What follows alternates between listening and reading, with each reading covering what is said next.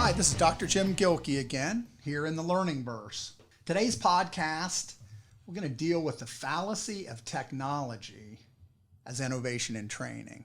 You know, everybody's talking about we got to use VR, we got to use AI. Do we?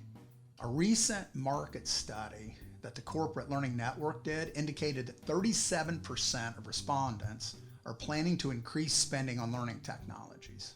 And the EdTech market itself is projected to reach $430 billion by 2030. So it's apparent that organizations are focusing more and more of their efforts on the use of learning technologies. But are they actually implementing the right technology for the desired outcomes? That's where the fallacy of technology as innovation comes in. So from our view and our experience here at S4 NetQuest, if you believe that technology is what drives innovative learning, we believe you're missing the point. You know, myriad companies are enamored by all the new technologies available within the learning environment. Which technology should I use? How can I use virtual reality? How can I use AI? These are actually the wrong questions to ask. True innovation in training and development is driven by state-of-the-art instructional design, not technology. We call it the wow versus how. And what I mean by that is one of the chief motivating factors that we find behind the use of technology is called the wow factor. Virtual reality is a great example. It provides the wow factor. You know, the ability to enter a virtual world, move about, interact. Very cool concept. But the decision to use VR in training shouldn't focus solely on the wow factor, but rather the ability of the technology to provide highly effective learning. Not the wow factor, the how factor. State-of-the-art instructional design focuses on the how. And what I mean by the how is the use of innovative, highly effective instructional design methodologies to ensure the highest levels of learning. That design methodology, if done correctly, will determine which technologies are needed for that specific content, that specific audience, and that specific set of knowledge and skills. There's this concept of, you know, what's driving the use of technology? If technology's driving it, that's called a technology-driven approach. What we've found effective at S4 NetQuest is a design-driven approach. Now, the wow factor can result in a technology-driven approach, right? The technology drives it. We got to use VR. It's cool. It's the latest thing. An example of a technology-driven approach, for instance, the selection of virtual reality to train on a robotic device, okay? So you use the VR program and you allow users to experience the robot in a somewhat realistic setting, such as an OR. Seems great, very cool, wow factor, several problems. Although you could have the learners view the robot, they couldn't actually learn to utilize the various functions, how to move the arms around, etc. The VR program, and most of these do, require an on-site facilitator to lead the learning activities, you know, to ensure learners don't walk into walls. Another issue, hand controllers. They can be very cumbersome.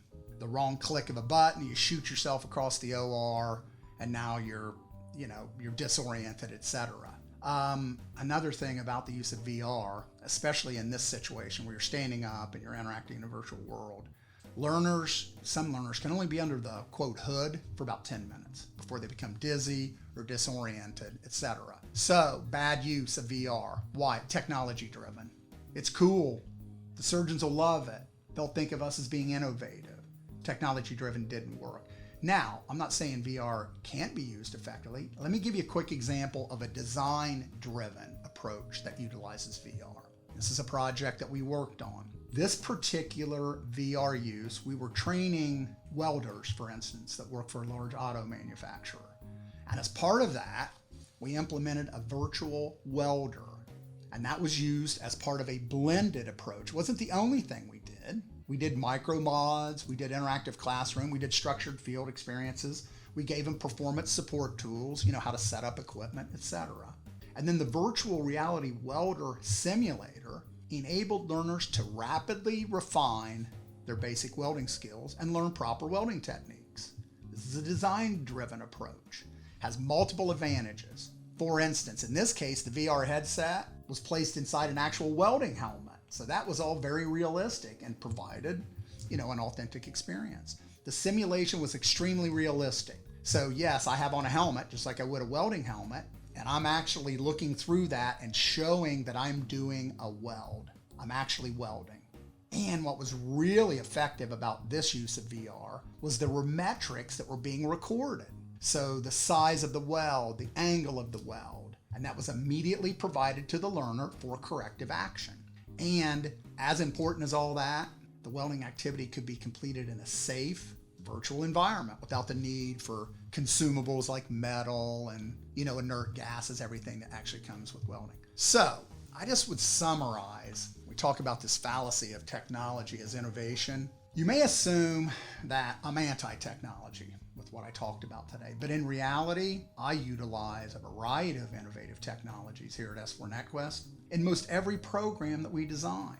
The key is to allow the instructional design to drive when, how, and what technologies to utilize, the design-driven approach. Selecting a technology based on the wow factor can lead to ineffective learning and a waste of time, money, and resources, and none of us can afford that.